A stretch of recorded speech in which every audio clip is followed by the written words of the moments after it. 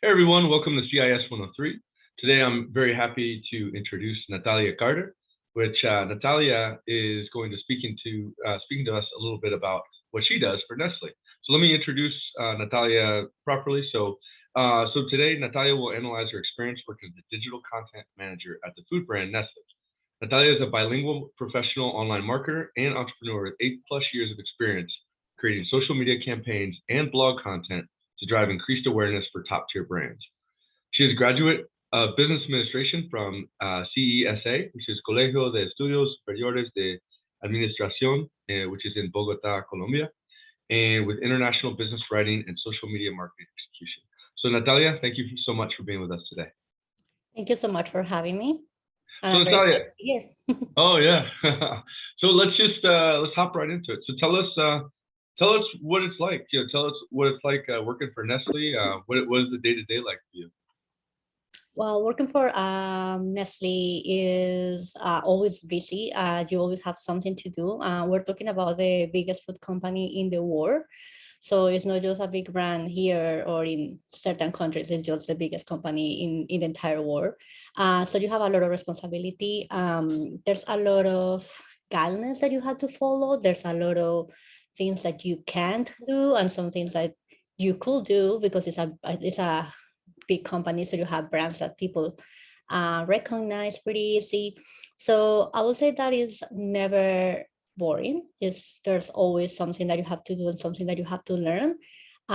What is good about working for a big company is that you have a lot of resources. So there's a lot of things that are provided to you. There's a lot of things that you can use. There's a lot of tools, but at the same time, when you have so many resources, it could be a little bit too slow. So for social media specifically, there's a lot of things that I would love to do, a lot of trends that I would like to jump to, but I can't just because I have to wait for legal or because there's so many risks or there's so many things that I have to follow that sometimes is something negative for social media. So in a nutshell, I will say that working for a big company, it has its pros and cons, and it's the same as working for a small company. I feel that any other job always has like some things that are pretty good, some things that are like not so good. But in general, when you have the brand recognition, I will say that that's like the hardest thing to do, and Nestle has that. A lot of the brands are well known, so that part was already done for someone else, like already someone else did that for me. So now my job is to try to keep the reputation for the company, try to keep the message, the branding.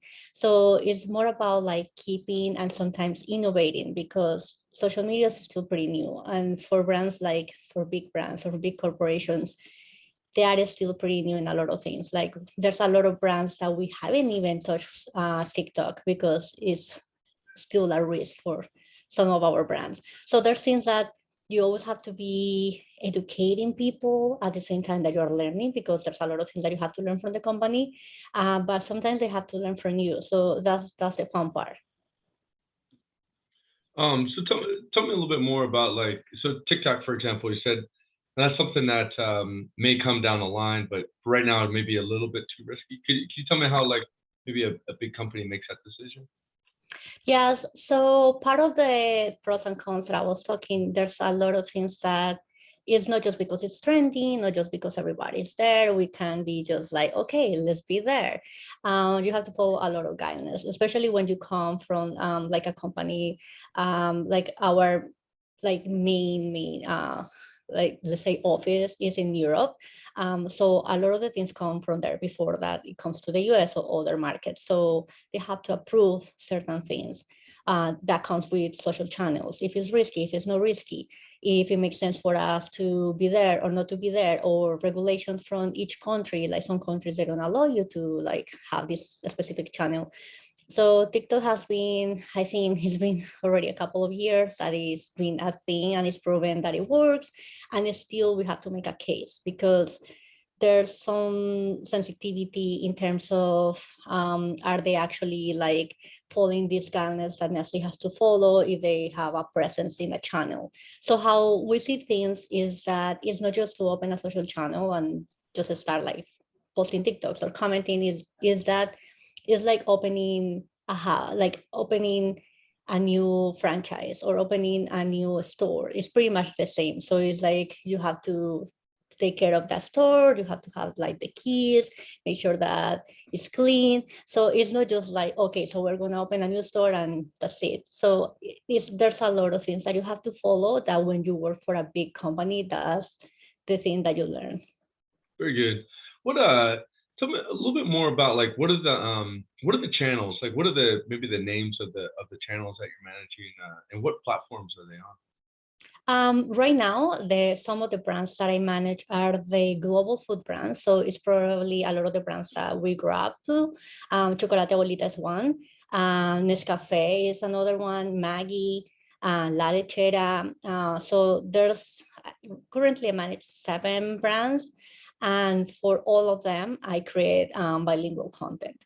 I think just for one is the only one that is just more general market content, but the majority of the accounts are the focus is Hispanic market.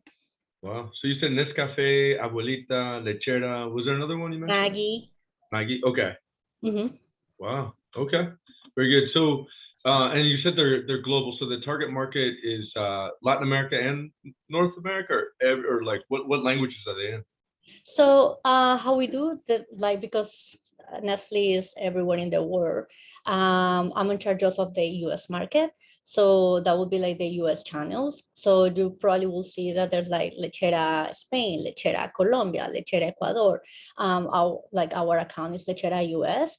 But our main consumer is the Hispanic consumer because that's like where La Lechera is the most popular, or like we grew up with La Lechera and everybody knows what La Lechera is. The same with Chocolate Abuelita, the Mexican American consumer, or even the immigrant, because people grew up with Chocolate Abuelita. So we don't really have to do like so much effort of like explaining what it is because people already know us.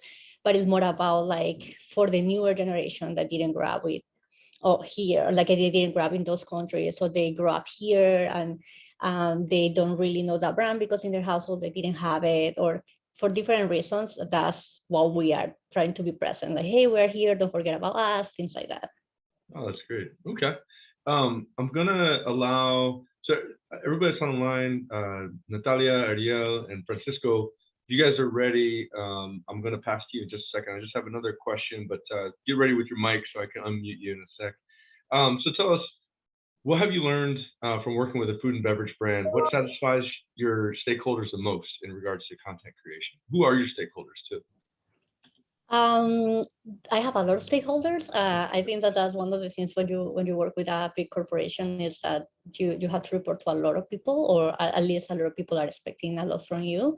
I think the good thing is that we don't work in different teams, even though that we have like the marketing team, the social team, the design team. At the end, we all work for the brands.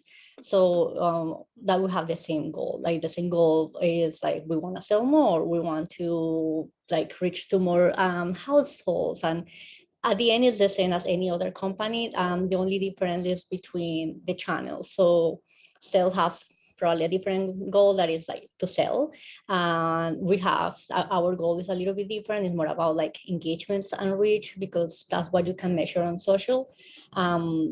We would love to be able to measure if we are like getting sales from social, but that's a little bit more complicated. We don't want to go to that route because we don't want to be like another like advertisement platform. We want to be like the fun, where people wanted to follow us for a reason and they want to be inspired. So that's part of the educational part of my team, that we have to talk to the brand team, because the brand team will be happy we are just posting commercials all day long, or like ad sales that look like a magazine. So it's like, that's not really what social is, and that's what we try to educate them. Is like social is the part where people wants to disconnect a little bit, have more fun. Of course, the idea is to sell and to pursue and all that, but at the end you can do it in a different way, in a fun way, with recipes or maybe with trending topics. So different things that you just can do. That's great. So I want to allow Francisco and then Dee to ask their questions. Francisco, if you are ready, please go ahead. Yeah, can you guys hear me well? Yes. Okay. So I want to go ahead and ask, this is like kind of a different question than what I had originally planned. But I am also bilingual, and I sometimes find it a little bit challenging when creating content, especially because depending on the market or whatever you're trying to reach on the social platforms, would you consider that to be a challenge or something more how would I say it? Or do you consider it to be an advantage in a way, being bilingual and just creating content in that sense, like in Spanish or in English? For my personal case, I just can say that is an advantage, and I don't think I will ever see it as something negative with bilingual. Like I wish that I could speak more languages because I feel that I open Yeah. more like markets. So I feel that it's always gonna be an advantage, especially because like from my point of view, when I started at Nestle, and I think I am, I'm the only bilingual person in our team. So that's really, really helpful. It saves a lot of money to the company because a lot of the times they just have like these little copies that they need to approve. And instead of paying an agency for the translation or going through all the whole process, I just can do it. So that's very helpful. And that, I think that's one of the parts of my role that made me a little bit more like that they depend on me than more that I depend on the job. So that's always going to be a good asset to have. Also, I think that when you are bilingual, it's not just the language part, it's also the, the culture a little bit more. Even if you are not like perfectly fluent in one of the other languages, I think that you have your brain trained to understand like both like cultures, and that's very helpful in the creative part, especially when you're trying to launch a campaign. You know, if something is going to resonate with a specific market, or you're like, maybe this is kind of like offensive, or maybe this word we don't really use it. Like a lot of the situations when we have agencies or other people translated, I can always say like, this is not a right word, or this is not translated right, how we normally will use it. So I will always say that it's going to be an advantage. Okay, awesome. Thank you. Welcome.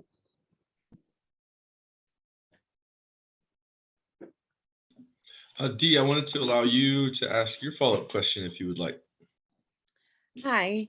So Hi. my first question is, what's the goal behind each social media platform that you are using? I think it depends. Like that's part of a bigger like conversation that we have to have with the brands. So each brand have their goals. Like pretty much all of them, they want to sell, and all they want to have like increase the awareness in the market. So those are pretty much like the common goals that a brand always has.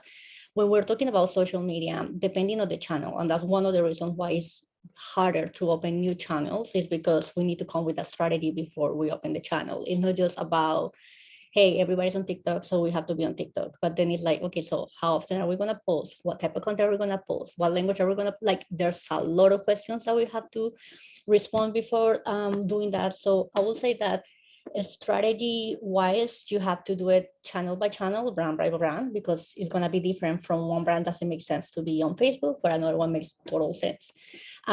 So like, long story, I will say that our main goals for social media are engagements and reach, because at the end you can have millions of followers and have one person commenting, no one comment. So I think that that's the best indicator that your content is not working or you're not doing something right. Okay, and my second question is, like, based on what you decide the content of your social media? Could you say it again? Sorry. Based on what you decide the content of your social media?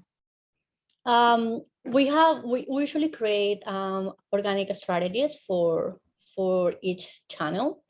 So when we do this organic strategy, we analyze a lot of things, a lot of factors. So for example, let's talk about La Lechera. So we're talking about it's an ingredient, so we have to analyze what we want to share in the, like what kind of content we wanted to share. Also, we wanted to share that content, but we wanted to see what competitors are doing too. We wanted to analyze if what we had done in the past was working or not, because maybe if it's working, just keep doing it and then nothing to change. But if it's not working, maybe we need to change it. What's new? Like Instagram is the best example that every other week there's a new feature on Instagram. So you have to like follow that. It's not just like, oh, now I have an Instagram channel, but now they have IGTV, now they have like Reels, now they have a story. So there's always something that you have to be adapting that strategy. So I would say that to have like a cohesive strategy that you can actually follow and that you can see, okay, these are going to be my goals and I'm going to achieve them. Before you have to analyze the market, like what the competitors are doing, what you were doing. And then based on that, you can create a whole strategy and your goals and then set up that, because you don't want to fail. So you don't want to have like goals that you know that they are not going to be achievable. Like I can wish for millions of TikTok influencers creating content for me, and I know that is going to be a success for my brand. But then it's like, okay, that costs money, and also someone has to breed them. That requires time.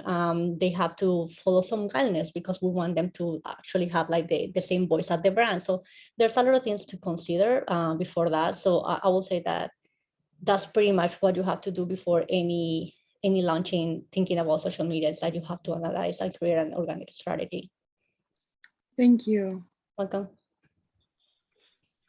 Very good. Thank you, Dee, for asking that. I'm going to allow Ariel. I know you had a couple questions. If you want to hop on and ask Natalia, that'd be great. Yeah, my first question is, with having a mass following of 330K on Instagram, what marketing strategies do you swear by that helps growing a business account, and what marketing strategies do you see no longer working for you? I think when you have a lot of followers, you have more responsibilities. Like that's good, and I feel that one of the things that I will say, the number one that I feel that is like an old mentality, it was the follower count. I remember a lot of agencies or a lot of like even business owners, like their main goal is like, hey, can you give me 50K followers, or can you give me 100K followers? And it's like, that was the mentality before, that the more followers that you get, you are successful, you're done. And pretty much part of like our whole organization strategies or goals, or even my PDP goals at the company, we don't have follower count, because that doesn't say anything about your account being successful or not. Like I know that for an influencer, that's like the end goal, because of how you get like brand deals, or how can you can sell to a brand and say like, hey, look, I have all these followers. But at the end, I think brands are smarter now, and people are smarter now, and they know that there's a lot of ways that you can get followers. You can buy them, you can have like even real followers, but they don't interact with your content. So there's a lot of things that are more important than just the follower growth. And I think it's still important that your accounts grow, because at the end, you want that, you want to reach to more people. But I think that that's one of the old mentalities that people used to have when social media just started. Is that, okay, how many followers are we going to have? How many followers? Or companies that promise you like, oh, if you hire me, you're going to have like 100K followers and things like that, that at the end are like, cool, but what are we going to do with them? Or like, are they real? Are they actually interested in my brand? So I think that that's probably one of the old ideas that we used to have on social. I think everybody now is fighting about those views, fighting about those like engagements. That's, I think, one good indicator is why Instagram is trying to be TikTok, why Instagram is changing their photo beautiful platform to like, no, we want video. So it's because they realize that that's what it works. That's how they get more people to stay on their platform, to stay longer and to use it.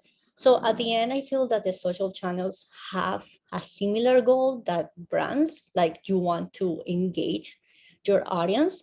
Of course, social platforms, they have a different way to approach people, because like they have all these like sounds and like tools that you can use, so you are more dependent of the channel. And that's why people talk about social media addictions, because it's like, oh, I can't stop watching TikTok, so I can stop being on Facebook. Is because they have analyzed what works. But for brands, it's a little bit different. Like we want to engage is in the way that we want to reach to you in the way that you are like, oh yeah, they're talking to me because it's a product that I know, they're showing me something that is valuable, I'm gonna follow, I'm gonna save, I'm gonna share.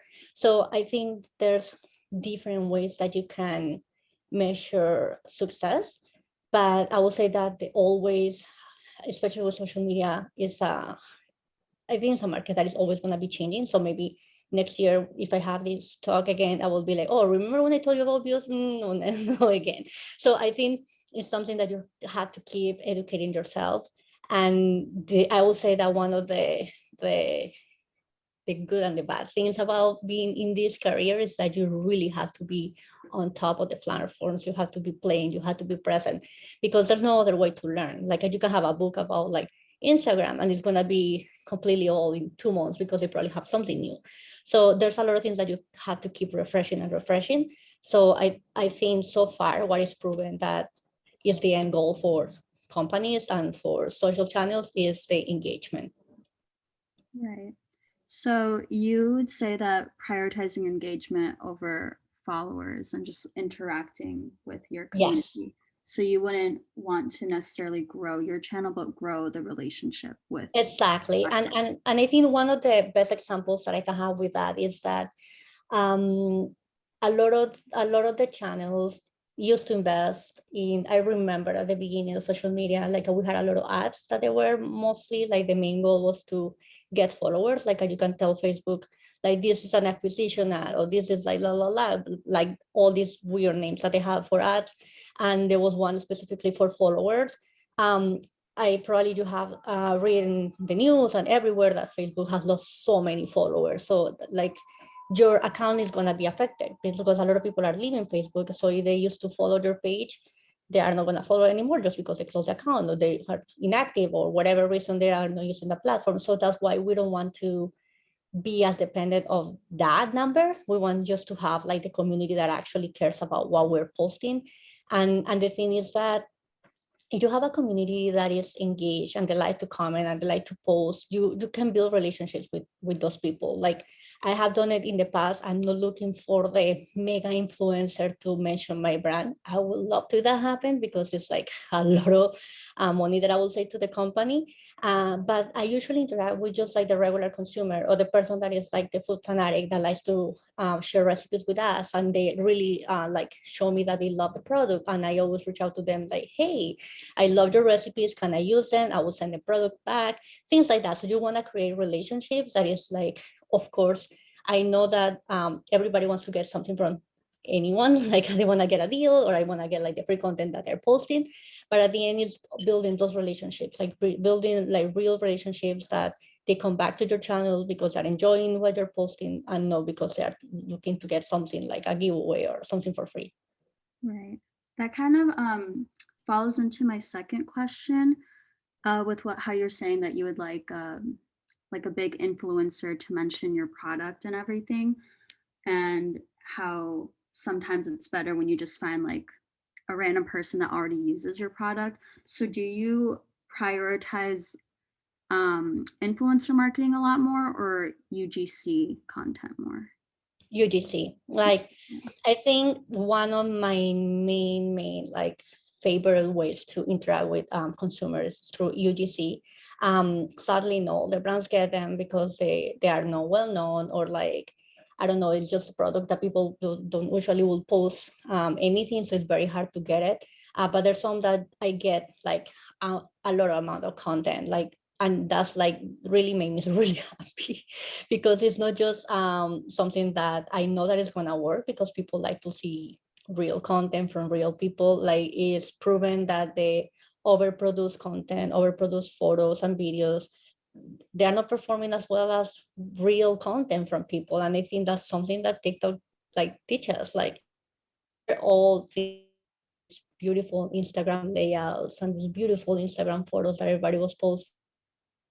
Afraid to jump to Instagram because of that, because they were like, I don't have the aesthetics, so I don't have the colors, I don't have the skills, the photos. People were afraid when they were like, I'm just gonna do a video, I'm gonna use like this editing app, I'm gonna have like a dark video and nobody cares. Like what really mattered was the content. like people really were like into know like the quality of the video, but it's like, oh, it's funny, or it's making me laugh, or it's making me share, like whatever was the reason. So I think UGC has become one of the pillars for a lot of the content for a lot of brands. Influencers are probably my number two. The only reason why I wouldn't put it number one is because for influencers, it's a long process. Like you really have to like follow some guidelines. They have to be someone that like contracts and all these weird and boring situations that kind of like make things like longer. They work, and I love working with influencers, but I will say that UGC is like the fastest way that you can engage with your community. Right. Thank you so much. Welcome.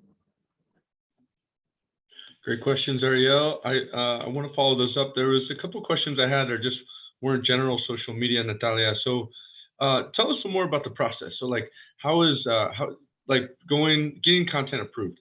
What is that process of the idea versus actually seeing something that's going live on that Instagram page with 330 followers? How does it start and how does it end up there? How long does it take?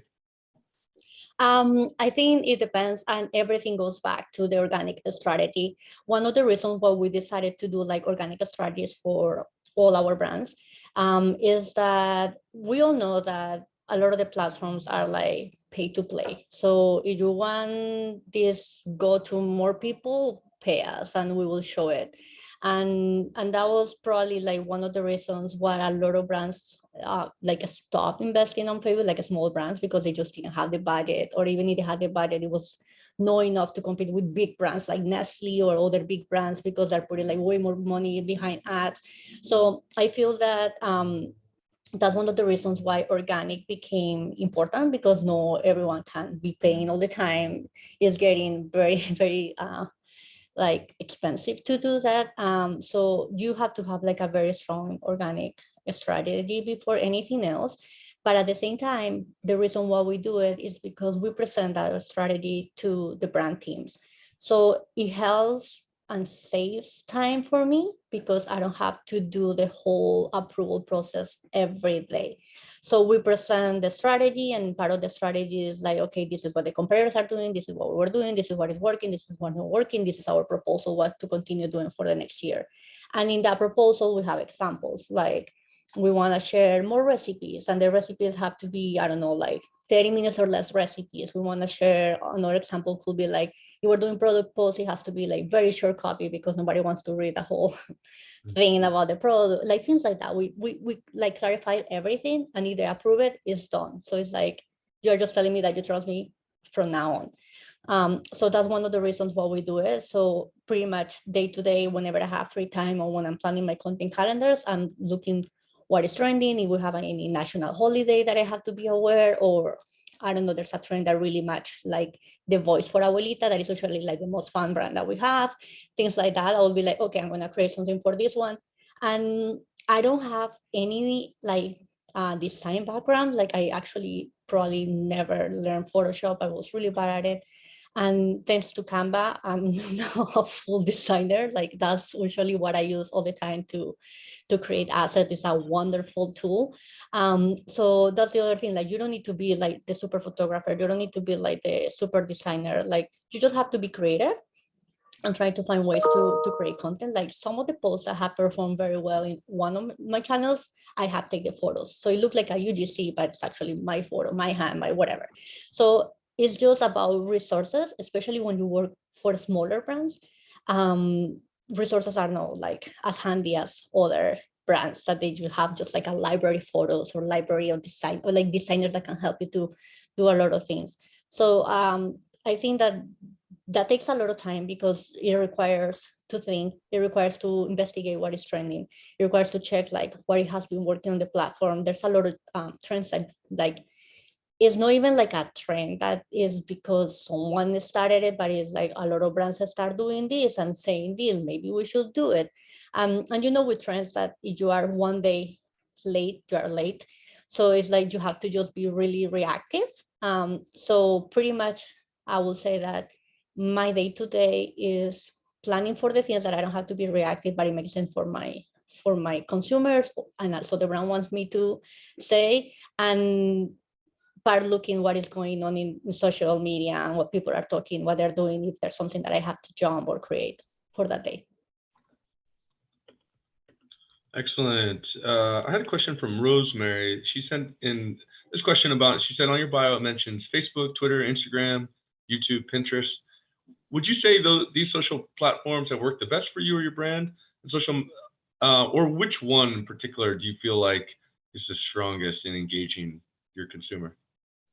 I would say probably for engagement is Instagram, and the reason is because you can use hashtags, or you can go to other people's profiles and comment and interact, or go to other brand. Like Facebook is too limited to that. Like Facebook is just like you are a brand page, that's it. Whoever comes there, you talk, and if no one comes, that's it, because there's nothing else that you can do. Like you can be a Facebook page jumping into other people's profiles, like that's not a possibility. Twitter, I will say, depending on the brands. Like one of our biggest brands is DiGiorno, and DiGiorno is super active on Twitter. So I will say that probably high priority for them channel is like before Facebook, before anything, is Twitter.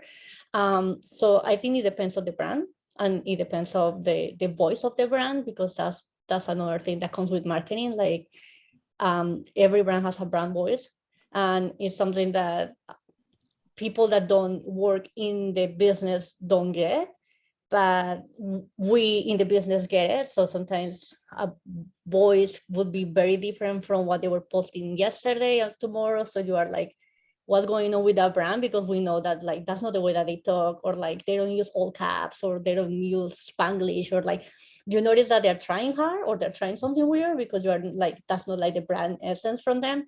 And that's another thing that you have to be very consistent. So the consumer at the end knows you, even though that they don't know that you have a brand voice, or like what brand voice do you have, but like they know what to expect from you. Very good. Data and analytics. So I had a question that came in, was about how do you use metrics to improve your strategy? We have different ways. A lot of the things we do it native. So is that we go to the channel and you have the analytics on each channel. So it will tell you this post is performing, how many likes, the reach, engagement, all that. We also have other tools, like we were using Sentisio, that is like a social media tool. We have a social analytics team, so it helps us with like those kind of requests that are a little bit more about campaigns, or like maybe we had an ad for Super Bowl and we want to see the sentiment or things like that. So it's a little bit more complicated and not more like our day-to-day.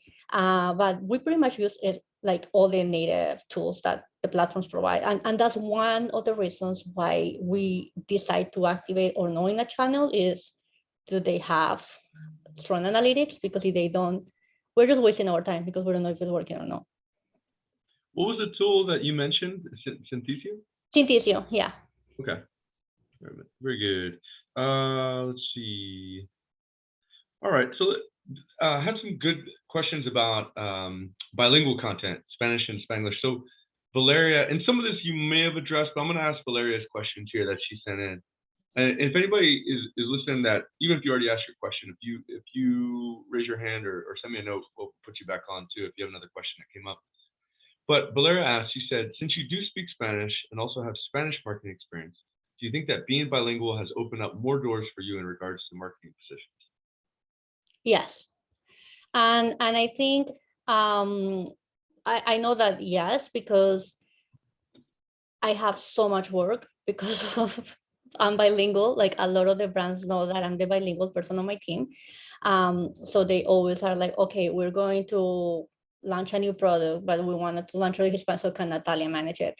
Or there's always gonna be like that necessity for someone that is bilingual, even if it's not just for like social media. But I think for anything, like even when you travel, it's better to travel with someone that is bilingual, because you're like, okay, at least that person can order the coffee for me, or at least if we get lost. So I feel that it's always gonna be an advantage. I have never seen that is something against. Probably if I want to see it because I just have more work, that would be something that it will be against. But I feel that is better, because I think, and sometimes I feel that it's good, because like I know that the company needs me for a lot of the things. And I noticed that when I'm going on vacation, or like I'm asking for my days off, like nobody can cover me because nobody is bilingual. So I really have to have like everything planned, or I have to have like a plan because I'm like the only one. We have another team that is more like a outsourced team that respond to all our consumer questions, especially like negative or like product specific. And they have bilingual people, so that's usually what happens when I'm like on vacation. Like they just take charge of everything.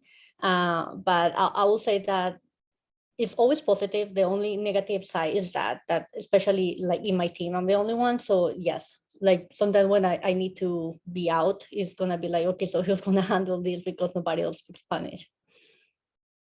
So Michelle asked, she says, someone who is a bilingual online marketer, would you say you're promoting in both languages 50-50, or would you say it's different than that? Probably more than 50-50, probably more Spanish than English. And I think it's because a lot of our core consumers are Hispanic, and that's the market that we want to reach. And I think also because my first language is Spanish, I think the brand wants to take advantage of that. It's not easy to find bilingual people on social media. I think it's very niche. So I think that's one of the good things that differentiates from our competitors. A lot of our competitors, their messaging is in English, even though they are talking to the Hispanic market.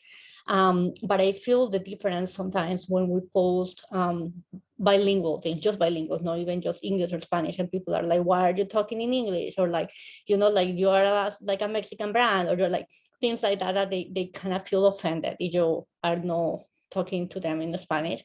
So I think that that's an advantage that the brand has like against to the competitors, because it's hard to find someone that is bilingual on social.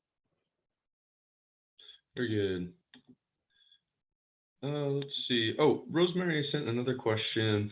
So what do you look, Rosemary asked, what do you look for in consumer engagement? Is there any, you said engagement, but I guess she's asking, like, is there any specific metric you're looking for? Is it comments? Is it likes? Is there something else that you're looking for as far as engagement? I think it's a combination of a lot of things, because at the end, engagement rate is like a combination of a lot of things like likes, comments, saves, depending on the platform. But I feel that everything is welcome. Like if you like it, that's why people always use the YouTube, like subscribe, like, and blah, the comment, because it's important. Like it's important for any creator, any brand to have that engagement, because that's how the platform works, that's how the algorithm works. So the more engagement that you get, the more that post is gonna be show to more people, or like that's how someone is gonna discover you, because someone comment on that post, or someone like it, or someone share it. So I think the engagement is different or like the engagement goal is different for each brand. We all have the engagement goal, but maybe for some are like, we want to really have a lot of shares, or someone is just like, no, I want to have a lot of like comments. What I do is I usually do a combination of both. So before creating a post, I have an idea. What do I want to get from this post? Because that makes it easier for me to create the copy. And so if that post is like, I really want people to go to the site, so I will just put the link and say like, hey, visit here. Or if the goal for my post is like, I really want them to like share, I'll be like, tag a person that blah, blah, blah. Like you always have all those call to actions that at the end you are telling people what to do. And that is different from each brand. But in my case, I try to do a combination of all of them. Very good. All right, and these last few questions are a little bit more focused on you. And if you would tell us, what's next for you? Where do you want to go in your marketing and communications career? I really enjoy social media, and I think that I have been doing it for so long that I just can't imagine doing anything else. And thank goodness social media is staying here for a while. So it's not like it's just a trend, but I feel that having social media skills are very important nowadays, because when I went to college, my major is in business administration. I wanted to like focus on marketing, but like more like the traditional marketing, like the marketing that I grew up, like the one that makes commercials, the ones that like, like very traditional, because at that time social media was not such a big thing. So it wasn't even on my radar. But I was lucky enough that by the time that I was graduating, a lot of the social networks were like a little bit more active, more brands were jumping into it. Like I even have like a funny story when I was doing my internship in Colombia. You're supposed to do 1 year internship the last year of your college because you do 5 years college there. So the last one is 1 year is technically working in a company. And I remember that that was the first time that I opened a Facebook page. It was not a page, it was like a Facebook profile because they didn't even have pages for a brand. And I was like, let's see, I have seen it that someone is doing it. So it's pretty much like it worked like it was a personal profile. Like it was just, the name was just like La Lechera, but it's a person and you send a friend request to La Lechera. It was completely like the old times of Facebook. They didn't have all these fan pages and all that. They are like really now marketing to brands. So I started just like testing, and that's when I discovered that there was another way of marketing that I didn't know. And then Instagram, and then Twitter, and then everything happened. And I got involved like really just from my personal side because I started all these like social media channels because I had a blog. So I wanted to share this content from my blog from different like sources. Like I want to use Twitter for my blog. I want to use Instagram for my blog. So I was just doing it for my blog, and that's how I learned, and that's how I got the opportunity to experiment because I didn't have the pressure. Like nobody's gonna fire me if I do something wrong, and I can learn from like if something is working or not working. So I think that social media is a lot of experimentation. Sometimes, like I don't think that anybody can tell you what works and what doesn't work. It's very hard to really say like, here, follow these instructions and you're gonna have all these followers, all the engagement. It's very hard. Like there's a lot of like test and trial.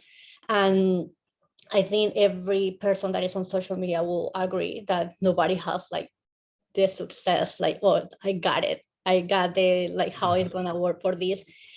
So I think that that's the fun part of social media, that you are always going to be like trying and testing. And sadly, sometimes nothing works and you just like get frustrated because you just like invest time and the copy and create assets. But when it works, it's like so rewarding because you're like, okay, finally, like, so this is what people like. And then you get to learn more about your community. And I think there's like a whole process on traditional marketing and social media marketing, is that traditional marketing is always going to be like the safe space for a company because they know that it's proven, it's been for over the years, you pay this amount of money, you get this amount of money in return. Social media doesn't do that. So I think that that's why it's so important for like social media marketers to prove the importance of channels. Is not for selling, like even that now you can have e-commerce on Instagram and all that, but it's to talk to your audience, is to keep them engaged, is to attract newer people, like the ones that they're not watching TV, like the ones that they're not watching the Super Bowl, like things like that. So it's very educational. It could be frustrating, but it's also very fun. Very good. What would you say, what type of professional and personal skills does it take to do this kind of work? I think that you have to be very creative. I think that that's number one, I will say, because I think that if you are not creative, you will be stuck in a lot of situations. Because even sometimes for me, it's like, I don't even know what to post. Like, I don't know. Like, you get, especially when you have so many brands, is like, what else can I do that is different, or like how to be inspired. So I would say that you have to be very creative and very resourceful. I came from an agency background, so I worked in a lot of agencies. So budget for agencies is completely different than a budget from a corporation.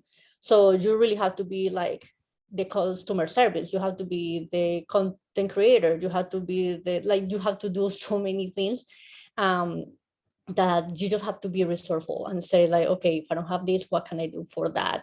So I think creative, yeah, like being creative goes along with being resourceful, because you find new ways to create more content or to talk to people. Very good. Two last questions. So one is, how has working with a well-known brand such as Nestle, how has that affected your career?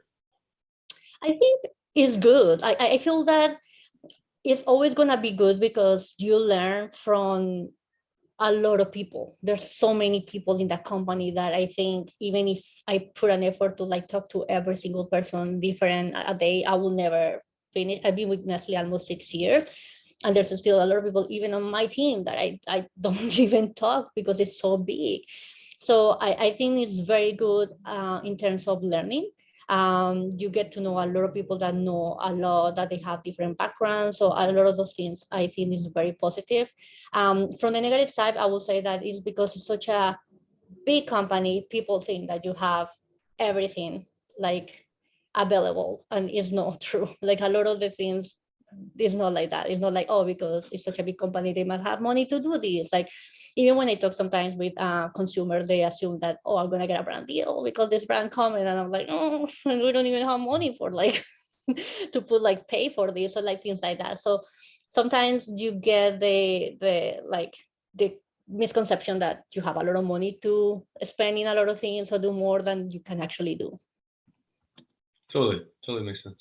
Okay, and Natalia, final question. So, yeah, as I mentioned, a lot of the students in my class, they're figuring out what's next for their career. They're working on social media marketing certificates. They may be transferring to Arizona State or another school. Any advice that you would give to them as they look to get their first jobs in the marketing industry?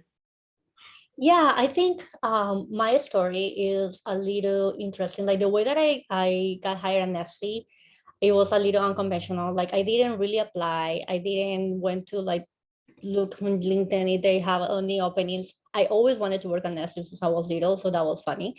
But as I mentioned before, I had a blog, so I was like full-time blogger. I was like really sharing things, nothing big, but I just really loved it, and I had my niche. Everything was in Spanish, and my who used to be my boss found me through my blog.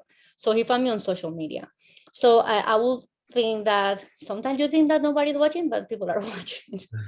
So that's one of the things that I would say, like one of the biggest advice is like always be careful with your social media presence. What you say, you will come back, because it's this DNA. If you were trashing a company like 20 in order, who knows when, and then you want to apply, you don't even remember that you sent that tweet, they will find it. Or like they probably will find that you are really funny and they're like, this is the voice that we need, so that's what we're going to hire this person. Or like, so those kind of things, I would say social media presence is very important right now. Like I think that resume is still like an old way that people like to ask for you to apply for jobs. But I think nowadays everybody has social media. So it's very hard for you to say like, oh no, I don't have Instagram, I don't have Facebook, they will find you. So I think that that's pretty much like the way that they will see you are good at it, or like how do you interact, at least just to scan you in the first round. Like they will see like the personality like match with the company. So I would say that that's one of like my advice, like social media presence is very important. And in the other hand is like just play and have fun and like try to learn from channels. Like even if you don't want to become the next influencer and you want to live just from brand deals, just do it, because at least you'll learn how to use it. That's what I do on TikTok. Like I maybe have like 5 followers on TikTok, but I just post because I want to see like what's new. Like I just see like, oh, people are doing this trend, okay, how they do it. Or like, because even my brands are not on TikTok, like a lot of my brands are not on TikTok yet, but like if that happens, I'm ready. So I'm like, okay, I know how to use this tool, I know how to edit, I know how to respond. So if you're going for that social media route, I would say it's it's a necessity that you just have to be in the channel so you can practice and post, even if you don't get like follows or likes. But at the end, if you want to take it more serious, like that's what you can do. Like you can start like with a strategy, and like maybe if I post this and take it more like your brand, you can totally do it and be prepared for when you get that job. Natalia, this is such a good conversation. I really want to appreciate you for your time today. It was great. And if the students do have follow-up questions, is it okay if they reach out to you on LinkedIn? Yeah, of course. Very good, very good. Well, everybody, thank you for joining. Have a great week. And Natalia, thank you once again. Bye. Bye-bye.